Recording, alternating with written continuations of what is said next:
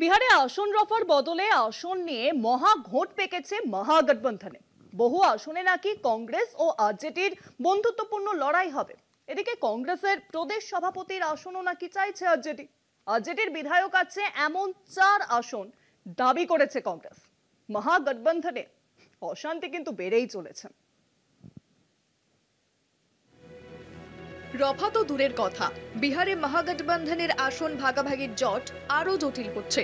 পরিস্থিতি এমনই যে বিহারের 243টি বিধানসভা কেন্দ্রের মধ্যে 10 আসনে বন্ধুত্বপূর্ণ লড়াই হতে পারে কংগ্রেস ও আরজেডির সঙ্গে।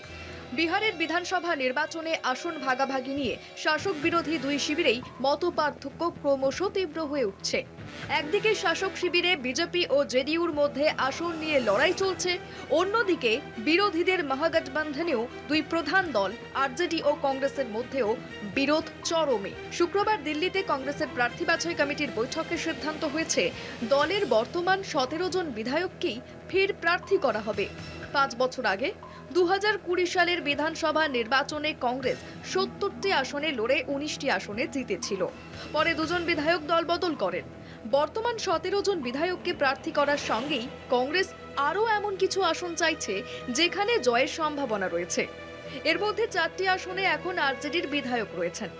কংগ্রেস যুক্তি দিচ্ছে, রাহুল গান্ধীর নেতৃত্বে ভোটার অধিকার যাত্রার পর কংগ্রেসের পক্ষে ঢেউ উঠেছে, তাই আরও আসন চাই।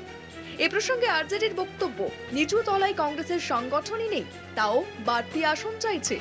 এদিকে শোনা যাচ্ছে কংগ্রেসকে জেতা আসন ছেড়ে দিলে আরজেডির ওই বিধায়করা প্রশান্ত কিশোরের দলে যোগ দেবেন।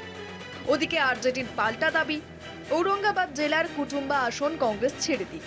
ওই আসনে এখন প্রদেশ কংগ্রেস সভাপতি রাজেশ কুমার বিধায়ক। পরিস্থিতি যেদিকে গড়াচ্ছে, রাজনৈতিক পর্যবেক্ষকদের অভিমত, আসন বন্টন নিয়ে ভোটের আগেই মুখ দেখাদেখি বন্ধ হতে পারে বিহারের কংগ্রেস ও আরজেডি নেতাদের। কলকাতা টিভি।